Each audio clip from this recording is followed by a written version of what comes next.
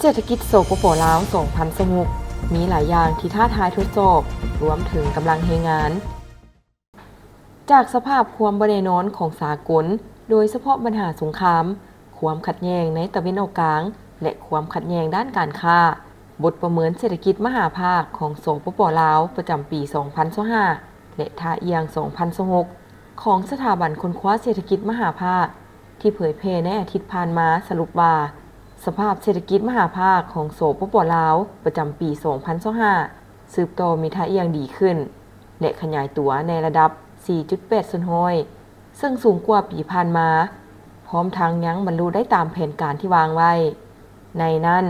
การส่งออกเป็นตัวขับเคลื่อนหลักให้แก่การขยายตัวเศรษฐกิจของสปป.ลาวคือดังปีผ่านมาโดยเฉพาะการส่งออกพลังงานไฟฟ้าสินค้าอุตสาหกรรมกสิกรรมและการท่องเที่ยวในขณะเดียวกันการนำเข้ามีท่าเอียงชะลอตัวลงตามท่าเอียงความต้องการภายใน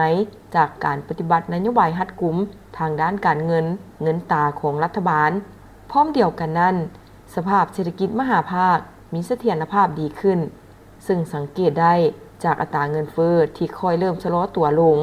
และการนิ่งติ่งของอัตราแลกเปลี่ยนมีความสงบขึ้นสำหรับปี 2026นี้คาดว่าจะเป็นอีกปีหนึ่งที่ยังสืบโตมีความท้าทายพอสมควร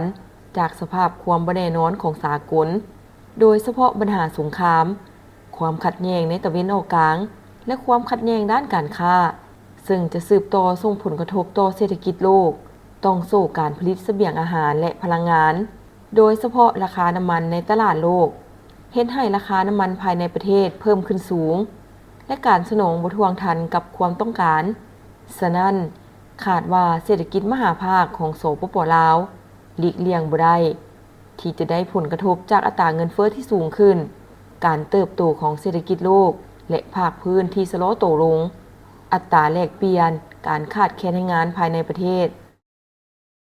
มีข่าวดีจะมาบอกสำหรับใครสนใจเช่าพื้นที่ขายเครื่องทุกประเภทและเช่าพื้นที่ป้ายโฆษณาอยู่ตลาดลาวสนใจสอบถามที่เบอร์ 02058389209 สถานที่ตั้งอยู่บ้านสะพังเมืองไซธานีนครหลวงวิจันทร์